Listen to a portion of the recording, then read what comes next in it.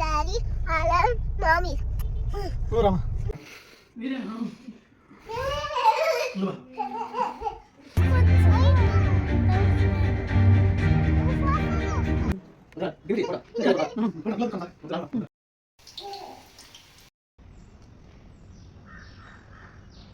Hello everyone, ಇದು ನನ್ನ new year vlog. ಬೆಳಗ್ಗೆ ಬೇಗ ಎದ್ಬಿಟ್ಟು ಚೆನ್ನಾಗಿರೋ ರಂಗೋಲಿ ಹಾಕ್ಬಿಟ್ಟು ಚೆನ್ನಾಗಿರೋ ಅಡುಗೆಗಳು ಮಾಡೋಣ, ಡಿಫ್ರೆಂಟ್ ಅಡುಗೆಗಳು ಮಾಡೋಣ ಅಂತ ಅಂದ್ಕೊಂಡಿದ್ದೆ. ನನ್ನ ತಮ್ಮ ಬಂದಿದ್ದ ಹಿಂದಿನ ದಿವಸ ಲೇಟ್ ಆಯಿತು ಮಲಗಿದ್ದು. ಅಂದರೆ ಅವನು ಬರ್ತ್ಡೇ ಇತ್ತು ಅಂತ, ಅವತ್ತೇ ನ್ಯೂ ಇಯರ್ ದಿವಸನೇ ಒಂದು ಬರ್ತ್ಡೇ.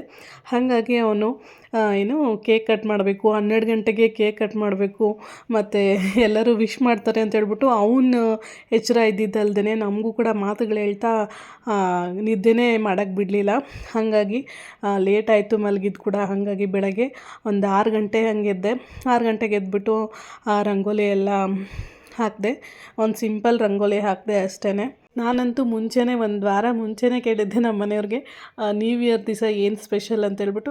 ಅವರು ನ್ಯೂ ಇಯರ್ ದಿವಸ ಏನು ಸ್ಪೆಷಲ್, ಏನೂ ಸ್ಪೆಷಲ್ ಇಲ್ಲ, ನಮಗೆ ನ್ಯೂ ಇಯರ್ ಅಲ್ಲ, ಅದು January 1 ನ್ಯೂ ಇಯರ್ ಅಲ್ಲ, ಯುಗಾದಿಗೆ ನಮಗೆ ನ್ಯೂ ಇಯರು ಅಂತಂದರು. ಹೌದಾ, ಹಾಗಾದರೆ ಯುಗಾದಿಗೆ ಏನು ಸ್ಪೆಷಲ್ಲು ಅಂತ ಕೇಳಿದ್ರೆ, ಯುಗಾದಿಗೆ ಏನು ಸ್ಪೆಷಲ್ಲು, ಒಬ್ಬಟ್ಟು ಅಷ್ಟೇ ಅಂತಂದರು. ನಾನು ಯಾಕೆ ಕೇಳಿದೆ ಅಂದರೆ, ಅವ್ರು ಆ್ಯಕ್ಚುಲಿ ಯೂಶ್ವಲಿ ನ್ಯೂ ಇಯರ್ಗೆ ಫ್ರೆಂಡ್ಸ್ ಜೊತೆ ಹೋಗ್ತಾರೆ, ಅಂದರೆ ಅವ್ರ ಫ್ರೆಂಡ್ಸ್ ಎಲ್ಲ ಮೀಟ್ ಆಗ್ತಾರಲ್ಲ, ಹಾಗಾಗಿ ಕೇಳಿದೆ ಹೋಗ್ತಾರೇನೋ ಅಂತೇಳ್ಬಿಟ್ಟು. ಅವರು ಅದ್ರ ಬಗ್ಗೆ ಏನೂ ಹೇಳಲಿಲ್ಲ. ನನಗೂ ಗೊತ್ತಿತ್ತು ಈ ಸತಿ ಹೋಗಲ್ಲ ಅಂತ, ಯಾಕಂದರೆ ಅವರು ಒನ್ ಇಯರ್ ನಮ್ಮ ಜೊತೆ ಇದ್ದರೆ 1 ಇಯರ್ ಫ್ರೆಂಡ್ಸ್ ಜೊತೆ ಹೋಗ್ತೀನಿ ಅಂತ ಹೇಳಿಬಿಟ್ಟು ಮಾತು ಕೊಟ್ಟಿದ್ರು. ಲಾಸ್ಟ್ ಇಯರ್ ಎಲ್ಲ ಹೋಗಿದ್ರು, ಹಾಗಾಗಿ ಈ ಸತಿ ನಮ್ಮ ಜೊತೆನೇ ಇರ್ತಾರೆ ಅಂತ ಗೊತ್ತಿತ್ತು. ಸುಮ್ಮನೆ ನಾನು ರೇಗ್ಸೋದಕ್ಕೆ ಹೆಂಗೆ ಕೇಳ್ತಿದ್ದೆ.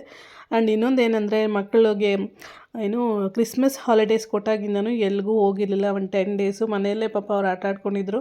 ಅಟ್ಲೀಸ್ಟ್ ನ್ಯೂ ಇಯರ್ ದಿವಸ ಆದರೂ ಎಲ್ಲಾದರೂ ಕರ್ಕೊಂಡು ಹೋಗಲಿ ಅಂತ ಎಕ್ಸ್ಪೆಕ್ಟ್ ಮಾಡ್ತಿದ್ದೆ.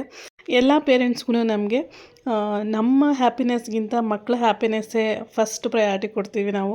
ಹಾಗಾಗಿ ನನಗೆ ಎಲ್ಲೂ ಹೋಗಿಲ್ಲ ಅಂದರೂ ಪರವಾಗಿಲ್ಲ, ಅವ್ರಿಗೆ ಎಲ್ಲಾದರೂ ಕರ್ಕೊಂಡು ಹೋಗಬೇಕು, ಅವ್ರಿಗೆ ಆಟ ಆಡಿಸ್ಬೇಕು, ಆ ಥರನೇ ನನಗೂ ಇರುತ್ತೆ. ಬಟ್ ನನಗೇನೆಂದರೆ, ಹೋದರೆ ನನಗೆ ಯಾವ ಥರ ಜಾಗಕ್ಕೆ ಹೋಗ್ಬೇಕಂದ್ರೆ ತುಂಬ ಪೀಸ್ಫುಲ್ಲಾಗಿ ಕಾಮಾಗಿರಬೇಕು. ಇಲ್ಲ ಅಂತಂದರೆ ನನಗೆ ಮನೆಯೇ ಬೆಸ್ಟ್ ಅಂತ ಅನಿಸುತ್ತೆ. ಅದು ಸ್ಪೆಷಲ್ ಡೇಸಲ್ಲಂತೂ ನಾವು ಎಲ್ಲಾದರೂ ಹೋದರೆ ತುಂಬ ಜನ ಇರ್ತಾರೆ. ನನಗೆ ಅದೊಂಥರ ಫೋಬಿಯಾ. ತುಂಬ ಜನ ಇದ್ದರೆ ಅಷ್ಟೊಂದು ಇಷ್ಟ ಆಗೋಲ್ಲ. ಈವನ್ ದೇವಸ್ಥಾನಕ್ಕೆ ಹೋದ್ರೂ ಅಲ್ಲಿ ಸರಿಯಾಗಿ ದರ್ಶನ ಮಾಡ್ಕೊಳಕ್ಕಾಗಲ್ಲ. ದೇವಸ್ಥಾನಕ್ಕೆ ಹೋಗೋದೇನಕ್ಕೆ, ಒಂದು ಸ್ವಲ್ಪ ಹೊತ್ತು ನೆಮ್ಮದಿಯಾಗಿ ಕೂತ್ಕೊಂಡು ಟೈಮ್ ಸ್ಪೆಂಡ್ ಮಾಡಿ ಅಲ್ಲಿ ಏನೋ ಒಂಥರ ನೆಮ್ಮದಿ ಸಿಗಬೇಕು ನಮ್ಮ ದೇವಸ್ಥಾನಕ್ಕೆ ಹೋದರೆ. ಆದರೆ ಸ್ಪೆಷಲ್ ಡೇಸಲ್ಲಿ ಆ ಥರ ಆಗಲ್ಲ.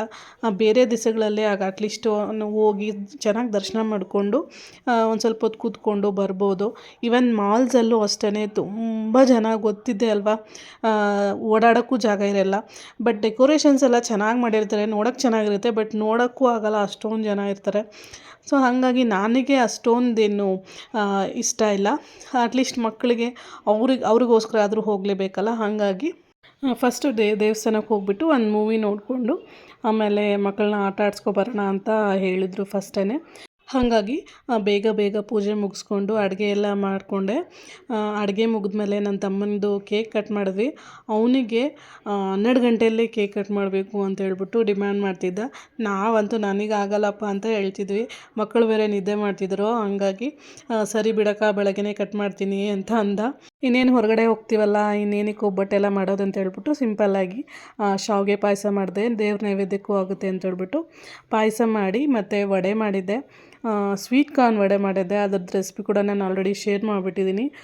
ತುಂಬಾ ಚೆನ್ನಾಗಿರುತ್ತೆ. ಒಂಥರ ಟೇಸ್ಟು ಸ್ವೀಟ್ ಆಗಿರುತ್ತಲ್ವ, ಅದು ಸ್ವೀಟ್ ಅಂತ ಅನಿಸಲ್ಲ, ಬಟ್ ಏನೋ ಒಂಥರ ಚೆನ್ನಾಗಿರುತ್ತೆ. ನೀವು ಕೂಡ ಅದನ್ನು ಟ್ರೈ ಮಾಡಿ ನೋಡಿ ಒಂದು ಸತಿ.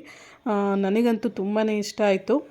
ಮಾಮೂಲಿ ನಾವು ಕಡಲೆಬೇಳೆದು ಮಾಡ್ತೀವಲ್ಲ ವಡೆ, ಅದೇ ಥರನೇ ಮಾಡೋದು. ಸ್ವಲ್ಪ ತೆಗೆದಿಟ್ಕೊಂಡು ಸ್ವೀಟ್ ಕಾರ್ನು ಒಂದು 3/4 ಭಾಗದಷ್ಟು ರುಬ್ಕೊಂಡು ವಡೆಗೆ ಏನೆಲ್ಲ ಹಾಕ್ತೀವಿ ಅದನ್ನೆಲ್ಲ ಹಾಕಿಬಿಟ್ಟು ಸ್ವಲ್ಪ ಕಡಲೆ ಹಿಟ್ಟು ಮತ್ತು ಅಕ್ಕಿ ಹಿಟ್ಟು ಹಾಕ್ಕೋಬೇಕು. ಕಡಲೆ ಹಿಟ್ಟು ಹಾಕೋದ್ರಿಂದ ಸ್ವಲ್ಪ ಬೈಂಡಿಂಗ್ಗೆ ಹೆಲ್ಪ್ ಆಗುತ್ತೆ, ಮತ್ತು ಅಕ್ಕಿ ಹಿಟ್ಟು ಸ್ವಲ್ಪ ಗರಿಯಾಗಿ ಬರೋ ಥರ ಹೆಲ್ಪ್ ಮಾಡುತ್ತೆ. ನನ್ನ ತಮ್ಮ ಅಂತೂ, ಅಕ್ಕ ಎಷ್ಟು ಚೆನ್ನಾಗಿದೆ ಅಕ್ಕ, ನಮ್ಮಮ್ಮ ಹಿಂಗೆ ಮಾಡೋದೇ ಇಲ್ಲ ಅಂತ ಹೇಳ್ತಿದ್ದ. ನಾನು ಏನೇ ಅಡುಗೆ ಮಾಡಿದ್ರೂ ಅವನಿಗೆ ಇಷ್ಟ ಆಗುತ್ತೆ. ಪ್ರತಿ ಸಲ ಬಂದಾಗೂ ಅಷ್ಟೇ ಅವನು ಚೆನ್ನಾಗಿದೆ ಅಂತ ಹೇಳ್ತಾ ಇರ್ತಾನೆ. ಹಾಗಾಗಿ ನನಗೂ ಕೂಡ ಅವ್ನು ಏನು ಕೇಳಿದ್ರು ಮಾಡ್ಕೊಡೋಕ್ಕೆ ಇಷ್ಟ. ಯಾರಾದರೂ ನಮಗೆ ಅಡುಗೆ ಮಾಡಿದಾಗ ಅಪ್ರಿಷಿಯೇಷನ್ ಮಾಡಿದಾಗ ತುಂಬಾ ಖುಷಿ ಆಗುತ್ತೆ ಅಂತ ಹೇಳ್ಬೋದು. ಕೇಕ್ ಅಂತೂ ನಾವು ನ್ಯೂ ಇಯರ್ಗೆ ನಮ್ಮ ಬರ್ತ್ಡೇಗೆ ಯಾವುದಕ್ಕೂ ನಾವು ಕೇಕ್ ಕಟ್ ಮಾಡಲ್ಲ. ಮಕ್ಕಳಿಗೆ ಅವ್ರಿಗೆ ಸ್ವಲ್ಪ ತಿಳುವಳಿಕೆ ಬರೋವರೆಗೂ ಕೇಕ್ ಕಟ್ ಮಾಡೋಣ ಅಂತ ಹೇಳ್ಬಿಟ್ಟು ಮಾಡ್ತೀವಿ ಅಷ್ಟೇ. ಬಟ್ ಅವನಿಗೆ ಒಂದು ಸ್ವಲ್ಪ ಕ್ರೇಜ್ ಜಾಸ್ತಿ, ಕೇಕ್ ಕಟ್ ಮಾಡಬೇಕು ಅಂತ ಹೇಳಿಬಿಟ್ಟು ಅವ್ರ ಫ್ರೆಂಡ್ಸ್ ಎಲ್ಲ ಕಟ್ ಮಾಡ್ತಾರೆ ಯಾವಾಗ್ಲೂ ನ್ಯೂ ಇಯರ್ಗೆ. ಹಾಗಾಗಿ ಅಕ್ಕ ಕೇಕ್ ತರಲ ಅಂತ ಅಂತಿದ್ದ ಅವನು. ಅವ್ನ ಬರ್ತ್ಡೇಗೆ ಅವನೇ ಕೇಕ್ ತಂದರೆ ಚೆನ್ನಾಗಿರಲ್ಲ ಅಂತ ಹೇಳ್ಬಿಟ್ಟು ಕೇಕ್ ತರಿಸಿದ್ವಿ. ಒಂದು 1/2 kg ಅಷ್ಟೇ ತರಿಸಿದ್ವಿ. ಅದು ಕೂಡ ಅವನೇನು ತಿನ್ನಲಿಲ್ಲ, ನಮ್ಮ ಮಕ್ಕಳು ತಿಂದರು. ಸರಿ ಬಿಡು ಮಕ್ಳಿಗಾಗುತ್ತೆ ಅಂತ ಹೇಳಿಬಿಟ್ಟು ಅವತ್ತು ನೈಟೇ ಆನ್ಲೈನಲ್ಲೇ ಆರ್ಡ್ರ್ ಮಾಡಿದ್ವಿ. ತುಂಬ ಡಿಮ್ಯಾಂಡ್ ಇರುತ್ತಲ್ವ ಕೇಕ್ಗೆ ನ್ಯೂ ಇಯರ್ಗೆ, ಹಾಗಾಗಿ ಒಂದು 1/2 kg ಅಷ್ಟೇ ತರಿಸಿದ್ವಿ. ಎಲ್ಲರೂ ಬಾಯಿ ಮಾತಿಗೆ ಅಷ್ಟೇ ಜನವರಿ 1 ನಮಗೆ ನ್ಯೂ ಇಯರ್ ಅಲ್ಲ, ನಮಗೆ ಯುಗಾದಿ ಹಬ್ಬನೇ ನ್ಯೂ ಇಯರು, ಇದೇನು ನಾವು ಸೆಲೆಬ್ರೇಟ್ ಮಾಡಬೇಕಾಗಿಲ್ಲ, ಹಿಂಗೆ ಸೆಲೆಬ್ರೇಟ್ ಮಾಡಬೇಕು ಅಂತೇನಿಲ್ಲ. ಆದರೆ ನ್ಯೂ ಇಯರ್ ಅಂತಂದರೆ ಏನೋ ಒಂಥರ ನ್ಯೂ ಹೋಪ್ಸು. ಚಿಕ್ಕ ಮಕ್ಳಿಗಾದರೆ ನಾವಂತೂ ಚೈಲ್ಡ್ಹುಡ್ಡಲ್ಲಿದ್ದಾಗ ಹೊಸ ವರ್ಷ ಅಂದರೆ ಹೊಸ ಬಟ್ಟೆ ಹಾಕ್ಕೊಂಡು ಒಂಥರ ಏನೋ ಒಂಥರ ಖುಷಿ. ಈಗ ಹೆಂಗೆ ಅಂದರೆ ಕೆಲ್ಸಕ್ಕೆ ಹೋಗೋರಾದರೆ ಆ ಟ್ರಿಪ್ ಹೋಗೋಣ ಈ ಟ್ರಿಪ್ ಹೋಗೋಣ ಅಂತ ಹೇಳ್ಬಿಟ್ಟು ಫ್ರೆಂಡ್ಸ್ ಜೊತೆ ಪ್ಲ್ಯಾನ್ ಮಾಡ್ತಾರೆ. ನಾವು ಮನೇಲಿರೋರ್ಗೆ ಹೆಂಗೆ ಅಂದರೆ ನಾಳೆ ಯಾವ ರಂಗೋಲಿ ಹಾಕೋಣ, ಏನು ಅಡುಗೆ ಮಾಡೋಣ, ಯಾವ ಥರ ಸೆಲೆಬ್ರೇಟ್ ಮಾಡೋಣ ಅಂತ ಹೇಳಿಬಿಟ್ಟು ಯೋಚನೆ ಮಾಡ್ತಿರ್ತೀವಿ. ಜೊತೆಗೆ ಈ ಸತಿ ಏನಾದರೂ ಒಂದು ಹೊಸದಾಗಿ ತೊಗೋಬೇಕು, ಲೈಕ್ ಕಾರ್ ಇಲ್ದಿರೋರು ಕಾರ್ ತೊಗೋಬೇಕು ಅಂತ, ಸೈಟ್ ಇಲ್ದಿರೋರು ಸೈಟ್ ತೊಗೋಬೇಕು, ಇಲ್ಲ ಮನೆ ಕಟ್ಟಬೇಕು, ಈ ಥರ ಆಸೆಗಳಂತೂ ಎಲ್ಲರಿಗೂ ಇದ್ದೇ ಇರುತ್ತೆ. ನನಗೇನಂತ ಅನ್ಸುತ್ತೆ ಅಂದರೆ ನಮ್ಮ ಕೈಲಾಗಿದ್ದು ನಾವು ಪ್ರಯತ್ನ ಪಡಬೇಕಷ್ಟೇ. ಮಿಕ್ಕಿದ್ದೆಲ್ಲ ದೇವ್ರು ನೋಡ್ಕೋತಾರೆ. ನಮ್ಮ ಮನೆ ಬರಹ ಹೆಂಗಿದ್ರೆ ಹಾಗಾಗುತ್ತೆ ಅಂತ ನಾನಂತೂ ಭಾವಿಸ್ತೀನಿ. ಇನ್ನು ಊಟ ಮುಗಿಸ್ಕೊಂಡು ನಾವು, ನನ್ನ ತಮ್ಮ ಹಾಸ್ಪಿಟಲ್ಗೆ ಹೋದ, ಅವನು ಹಾಸ್ಪಿಟಲ್ಗೆ ಹೋಗಬೇಕಾಗಿತ್ತು, ಹಾಗಾಗಿ ನಾವು ದೇವಸ್ಥಾನಕ್ಕೆ ಹೊರಟ್ವಿ.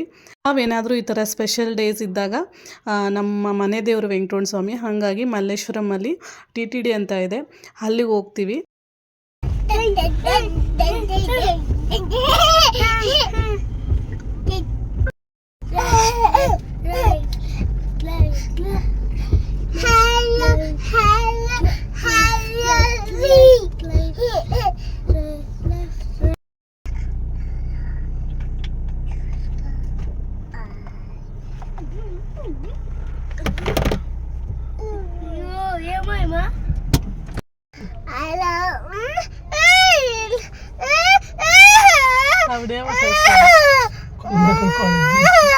Malah nonton.